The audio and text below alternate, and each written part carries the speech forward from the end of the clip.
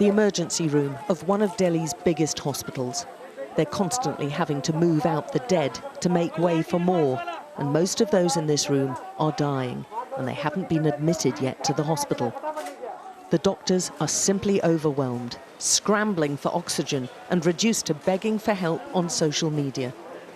India set a worldwide record nobody wants. For a second day running, it topped the number of global daily coronavirus cases. They're shocked and ashamed at how the country's healthcare system is all but breaking. The weak and ill have spilled out onto the pavement outside, and there's no dignity in death here. The final few breaths taken by this man came after his brother had begged for oxygen for him for 6 hours.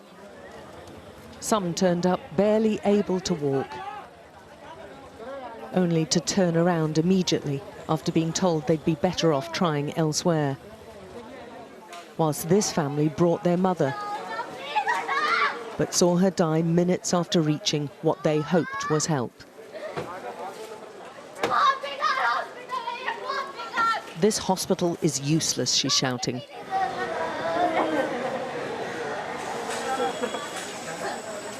But it's not isolated in its inability to cope right now. Only grief is here in abundance.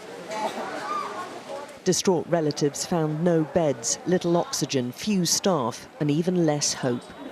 I have a message for the government. Please do something and please release some oxygen supply. People need it here. People need beds here. People need meds here. People need wards here. People need injections. People need medicines. And there are deep worries that the figures could be even more alarmingly high, with so many deaths unreported or unlogged. The numbers of people who appear to be very ill indeed continues to build outside this hospital, and still none of them being admitted, which seems to indicate that if this is happening to one of the biggest hospitals in the capital, what on earth is happening outside of the capital? And almost certainly there are more added to these grim statistics with every single hour.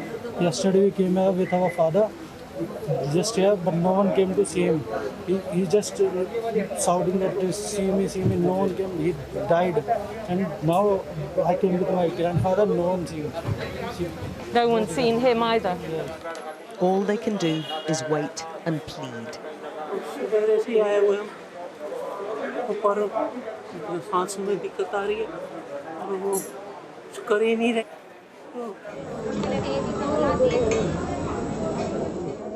If he's taken in, and that's not guaranteed, he'll be immersed into this. One man told us there were just 7 oxygen cylinders for 70 people. India is now home to the world's fastest growing coronavirus crisis, with fears that the virus mutations could be resistant to the vaccines. They seem unable to control it and utterly unprepared to deal with it. Alex Crawford, Sky News, Delhi.